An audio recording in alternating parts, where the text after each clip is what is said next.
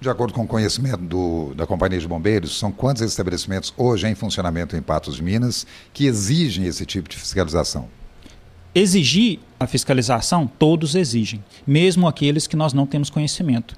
Qualquer edificação que não seja residência, que não seja ali unifamiliar, né, ou plurifamiliar, ela necessita da vistoria do Corpo de Bombeiros, inclusive os nossos prédios residenciais.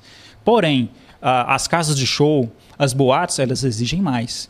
E essas hoje são 12. 12 aqui em Patos.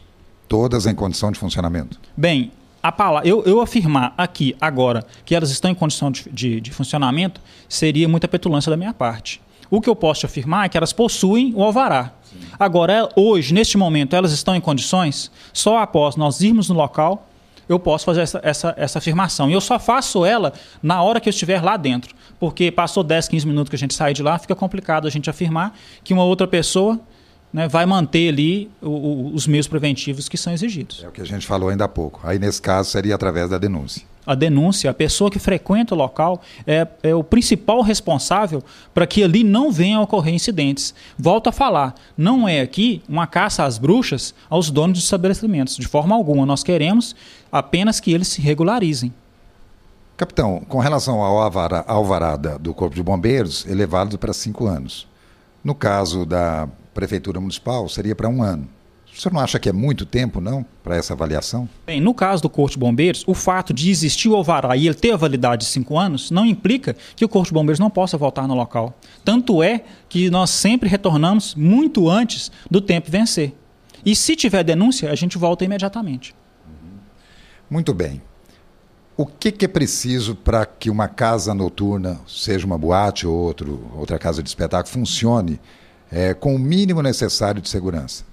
Claro que a gente sabe que depende muito da questão do espaço, né? Quantas pessoas esse espaço vai comportar, mas tem algumas exigências, algumas regras básicas, não tem? De forma generalizada, eu posso afirmar que o essencial é o projeto de prevenção e combate a incêndio. Não tendo o projeto de prevenção e combate a incêndio, ela já está passiva de interdição. Já é obrigação do Corpo de Bombeiros chegar e interditar o estabelecimento. Volto a falar, no caso das boates. Porque eu não posso interditar um hospital porque ele não tem o alvará. Ali a gente tem que pedir os meios preventivos e ir levando até chegar ao ideal.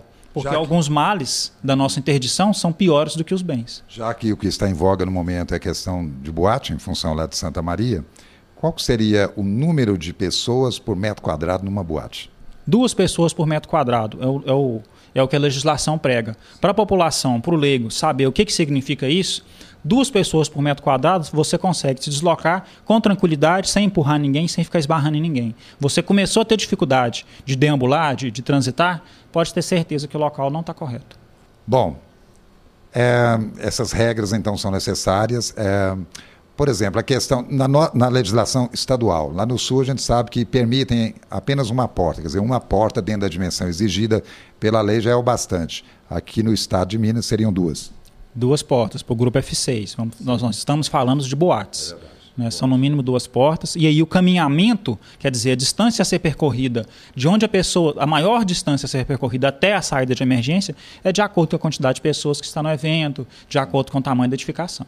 Muito bem. Agora eu gostaria que o capitão Cacheta, Mauro Cacheta, falasse sobre essa questão do perigo maior que existe num caso de um incidente como esse que a gente tem visto por aí. Não é nem tanto um incêndio, por exemplo, que às vezes ele nem é de grandes proporções. Seria, então, o pânico? O pânico, o descontrole emocional que as pessoas ali verificam no momento, colocando a sua vida em risco, né, e elas esquecem, é normal que elas se esqueçam de tudo e tentem defender a sua própria vida. Sim. E ali a qualquer custo, mesmo às vezes à custa da vida das outras pessoas. E aí ocorrem pisoteamentos, né, as pessoas mais frágeis, idosos, crianças, as mulheres. Então, quem for mais forte vai tentar sair, mesmo que seja à custa da vida do próximo. A gente pode, inclusive, citar aqui, né, a questão lá de Santa Maria, no Rio Grande do Sul, onde o número de pessoas que perderam a vida no incêndio foi muito pequeno. Salvo engano, foram 2 pessoas vitimadas pelo incêndio e as outras 234 intoxicadas possivelmente, né, um grande colaborador aí foi o Pânico. Capitão, quais outras recomendações, pela sua experiência, pelo seu dia a dia na área de combate a incêndios e outras calamidades, como bombeiro, você poderia passar para os nossos ouvintes?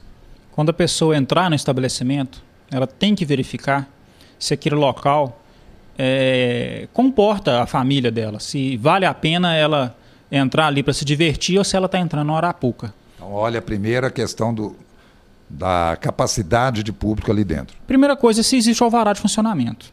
Né? Ele tem que estar em local exposto. Se ele não está, o estabelecimento já está passivo de ser interditado. Né? Às vezes nem tem. Então, verificou que existe o alvará do Corpo de Bombeiros, grandes possibilidades daquele estabelecimento estar correto. Né? Se ele possui o alvará, deve ser observada a lotação máxima. Tem a placa lá mostrando a quantidade de pessoas máxima para aquele local. E como que você vai saber se ele tem a superlotação ou não? Da forma que eu disse, 2 pessoas por metro quadrado. Se você não conseguiu se deslocar, possivelmente aquele local está com superlotação. E aí o que fazer? Denuncie. Tanto na primeira situação, da ausência do alvará, quanto da possível superlotação. Denuncie. Se você verificou que existe a obstrução das saídas de emergência, imediatamente também deve haver a denúncia. E o Corpo de Bombeiros não vai lá para prejudicar o dono do estabelecimento.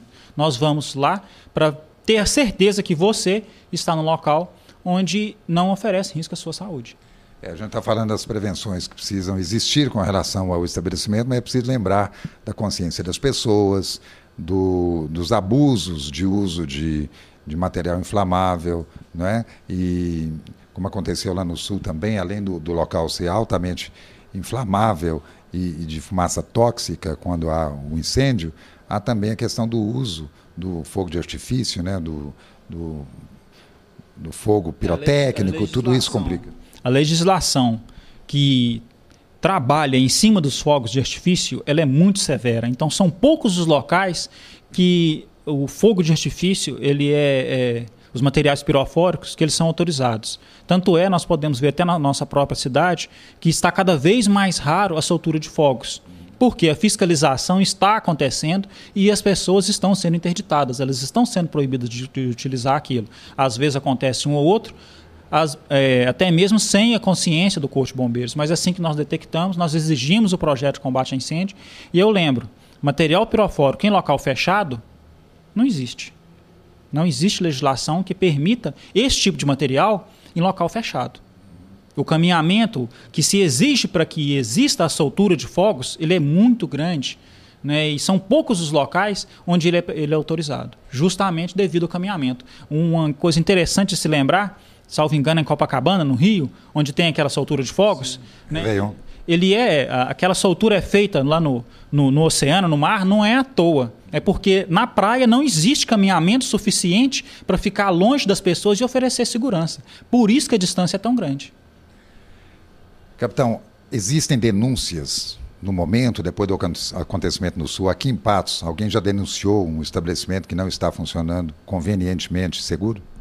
Bem, a quantidade de denúncias que existe, que aconteceu de quarta-feira, né, para cá, ela é assim, alarmante. Né? A gente até está com um pouquinho de dificuldade de conseguir ir em todas, mas o que está acontecendo, e consequentemente as interdições vão aumentar, e a população vai pensar, não, o Corpo de Bombeiros agora passou a trabalhar. Não é agora que o Corpo de Bombeiros passou a trabalhar, é agora que a população passou a denunciar. Vamos dividir as responsabilidades. Infelizmente é preciso, às vezes, uma grande tragédia para que as pessoas acordem também pela questão de que cada uma tem a sua grande parcela de responsabilidade. Mas algum estabelecimento já foi interditado aqui em Patos em função de denúncia, ultimamente? Nós tivemos um estabelecimento interditado por total na quarta-feira e tivemos hoje, na parte da manhã, um estabelecimento, aí já é um prédio, que teve uma central de gás interditada, foi uma interdição parcial.